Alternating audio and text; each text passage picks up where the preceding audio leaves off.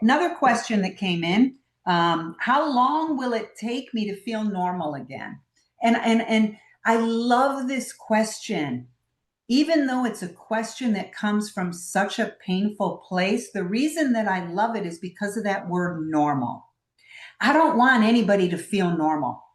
I want people to feel exceptional. I want people to take what has happened to them, this betrayal, whether it's the betrayed or the unfaithful. What we all want is to take people and not give them back a normal life. We want to give them an exceptional life. So this specific question, how long will it take for me to feel normal again? I want you to feel better than normal. Okay? We all want you to feel better than normal. But let me take the question and answer it literally. There is absolutely no timeline. There is zero timeline. And there's a reason for that, which again gets missed in the betrayal world. And most couples and marriage therapists do not understand this, and they end up gaslighting the betrayed partners into moving on. Okay. You know what? I remember when I was really in like the full healing mode, and I looked back at the marriage counselors that we saw, I realized something, and it's a whole chapter in the book. I realized that I was paying somebody to gaslight me. I was actually giving somebody a couple $100 an hour to gaslight me for 55 minutes. So not only was I being gaslit by my husband at home, telling me I was crazy and move on and blah, blah, and excuses, I was also paying somebody else to gaslight me. So this is where I get really fired up, because this is what I want people to understand. Well, let me say it this way. Your nervous system does not have a clock. Let's just start with the basics. The nervous system does not have a clock. The brain does.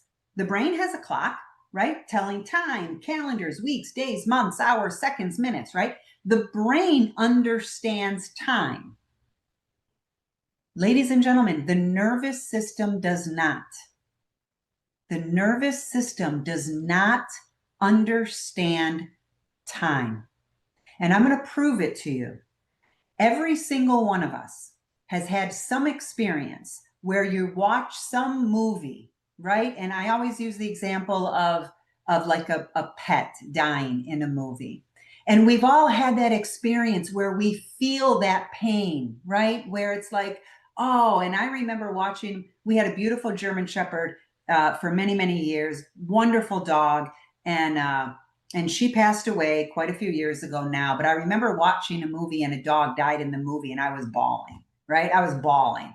We're not bawling because the dog died in the movie.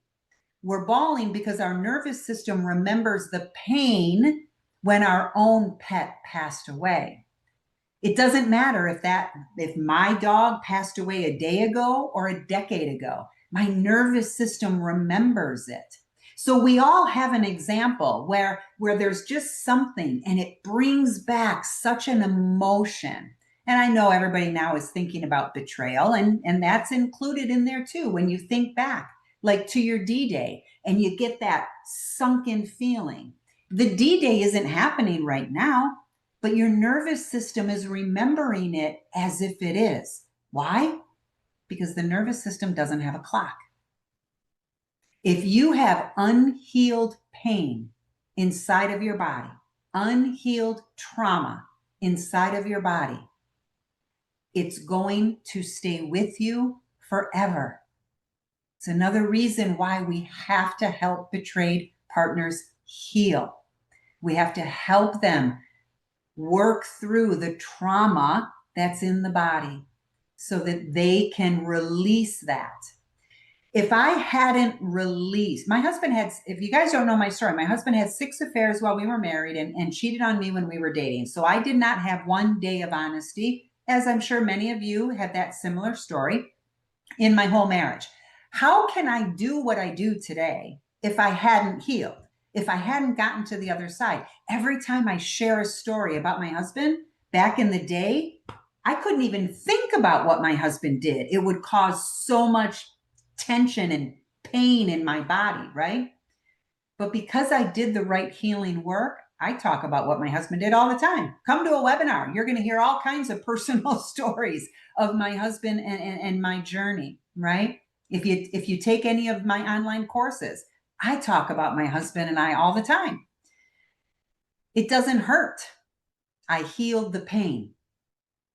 It doesn't hurt. It's almost the best way I can describe it, because again, I want people to really understand the reality. The best way I can describe it is sometimes it feels like I'm talking about a stranger, because my husband today isn't even remotely close to who he was all of those years. So it is like talking about a stranger, because that guy doesn't exist anymore.